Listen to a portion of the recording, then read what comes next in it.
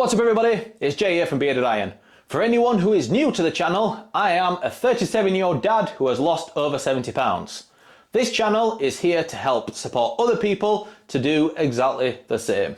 Today, I want to talk about my 3 steps to controlling food binges. Now, not addressing these issues can be asking for trouble. Yo-yo dieting is an inevitable part of your weight loss journey if you do not know how to control your cheat days and control your food binges. A few months back, I made a video that discussed exactly what happened to make me 270 pounds. You know, the man I used to be. That video has thousands of comments.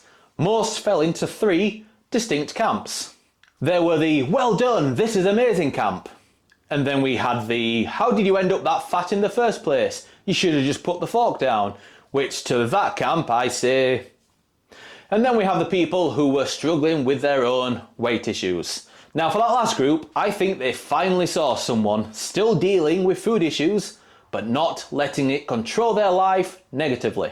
They could see that I had made progress. Yes, plenty of backward steps along the way, but progress nonetheless. So I thought I'd make this video to help you guys and maybe provide some motivation for those facing their own challenges. First things first, a quick disclaimer. I'm not a doctor, nutrition expert, personal trainer or fitness guru. I am a 37-year-old dad who has lost a lot of weight. I'm just sharing my own personal experiences and what I've learned along the way. So let's talk about binge eating. It's not just about eating a bit too much occasionally. It's about consuming a massive amount of food in a short time and being unable to stop when full.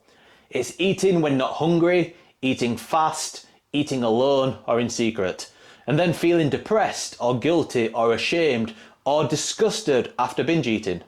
Binge eating goes beyond the occasional cheat day or holiday dinner or family barbecue. For me, binge eating used to involve consuming massive amounts of calories.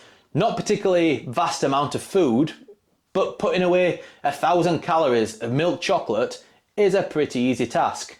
Then if you throw in a few pizzas, burgers or sweets on top, you could quite easily surpass 5,000 calories in a day.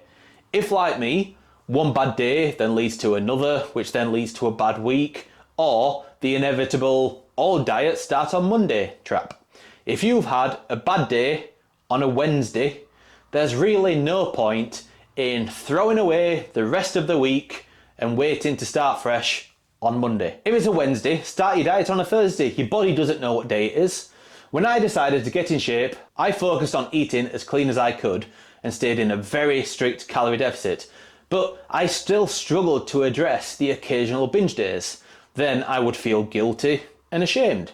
It started to feel like there were some unresolved issues lurking in the background, as I always ended up back in the same place and feeling pretty low and depressed. Now, a few years later, after loads of progress, my entire perspective on this has changed. I've come to accept that binge eating is something that occasionally happens in life. I just treat them as a well-earned cheat day or cheat meal. It'd be great if it didn't happen and progress would come much quicker, but I've come to terms with the fact that it probably will. So I no longer stress about preventing it. I've accepted that it may occur, and that acceptance has been incredibly beneficial. So, what are the 3 biggest lessons that I've learned over the years that help me control my binge eating? Number 1 is acceptance. You need to understand that it happens occasionally. Sure, it delays the progress you're making, and you're probably going to feel like crap the day after, but given my overall progress over months, not weeks, it's not a complete disaster either. It's about not getting caught up in the pointless negativity. Tip number 2 is to plan ahead when possible. If I know I'm going to be going out for dinner, or the wife wants a takeaway for dinner, I focus on what I can control. So I'll make sure that I hit my 10,000 steps beforehand, or I'll even intermittent fast that day. So I'll skip breakfast and sometimes even lunch. You know, for that day, I would almost follow an OMAD approach. For those who don't know, OMAD is 1 meal a day. It's about looking ahead and planning for these things whenever possible. It's possible to massively overindulge at dinner time, yet still hit your calorie goal for the day if you plan it correctly. Tip number 3 is to forget about it and move on to your next goal. Once the binge is over, I get straight back on it. I even include all my binges in MyFitnessPal to make sure that I keep accountable. But then immediately the next day I am straight back onto tracking and keeping in my deficit. 9 good days and 1 bad day is still progress. The key is to keep the bad days from becoming too regular. So, binge eating may not be a problem for everyone in the same way, and you may need to find your own unique solution.